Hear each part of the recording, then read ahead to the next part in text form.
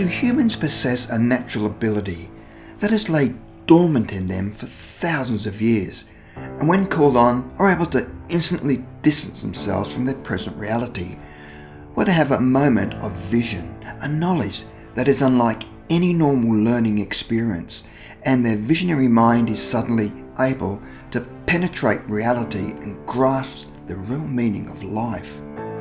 Do we now filter out powers that our ancestors once possessed, but over the millennia, humans have lost this natural ability and are now slaves to a rigid pattern of behaviour and thinking? It is as if we all possess the pieces of a jigsaw puzzle, but the puzzle is so huge that we never get to see it as a whole. The following are 5 people who suddenly had a strange vision where the meaning of life made itself clear and the jigsaw puzzle came together.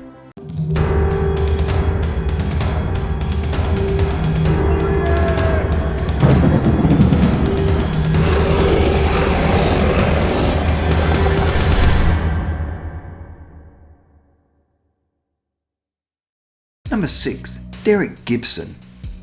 In 1969, Derrick was travelling to work on his motorcycle when the sound of his engine suddenly faded to a murmur. And then everything changed. He could clearly observe the normal form and substance around him, but instead of looking at it all, he was looking into everything. He saw beneath the bark of the trees and through the underlying trunks. He was looking into the grass too, and all was totally magnified to the extent that he could see moving microscopic organisms. But then he was not only looking at it, he was now inside it. He was looking at this massive greenery and was aware of every single blade of grass and fold of the trees, as if each had been placed before him one at a time.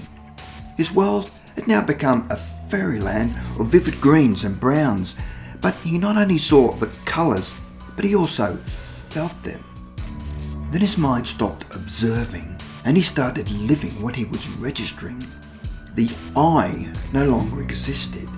Power and knowledge surged through his mind. The following words suddenly formed in his mind, of which became total clarity. Now I know. There was nothing that he could not answer. He was part of everything. Number 5. Wendy Rose, medical journalist. Wendy had always found gardening a relaxing activity, and one day found herself in a contemplative state of mind. She gradually became intensely aware of her surroundings, the sound of the birds singing, the rustling of the leaves, the breeze on her skin, and the scent of the grass and flowers. Then she had a sudden impulse to lie face down on the grass, and as she did so, an energy seemed to flow through her, as if she had suddenly become part of the earth beneath her. The boundary between her physical self and her surroundings seemed to dissolve, and her feelings of separation vanished. She now felt blended into a total unity with the earth, as if she were made of it and it of her. She was aware of the blades of grass between her fingers and touching her face, and felt overwhelmed by a force which seemed to penetrate every fibre of her being. She felt she had suddenly come alive for the first time, and was awakening from a long dark sleep into the real world, and was now surrounded by an incredible loving energy. Everything is bound inextricably with a kind of consciousness which she could not describe in words. Number 4. Clare Owen, author. One morning she was writing at a desk in the quiet writing room of a house in Connecticut. Suddenly, everything within her sight vanished in front of her. She could no longer see her body, the furniture in the room, or the rain slanting across the windows outside. She was no longer aware of where she was, the day or the hour. Time and space ceased to exist.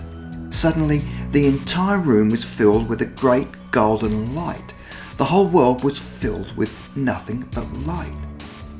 Extraordinary intuitive insights flashed across her mind, where she seemed to comprehend the nature of things. She now understood that the scheme of the universe was good, not evil as a Western society had taught her as a child.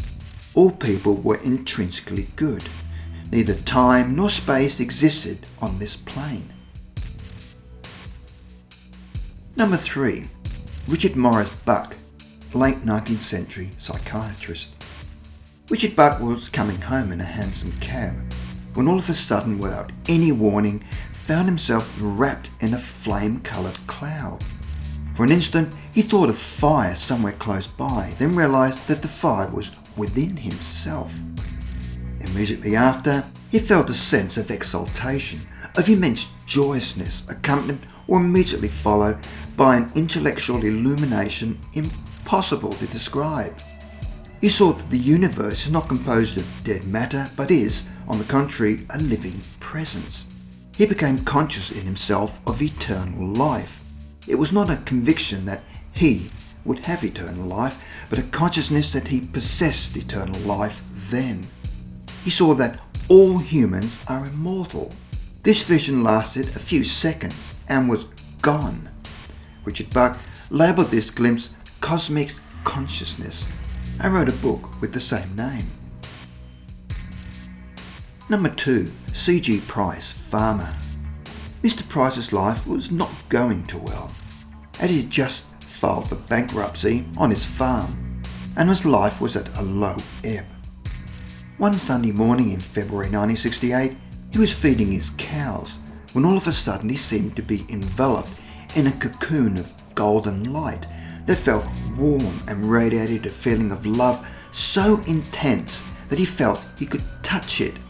He felt he could grab handfuls of it and fill his pockets.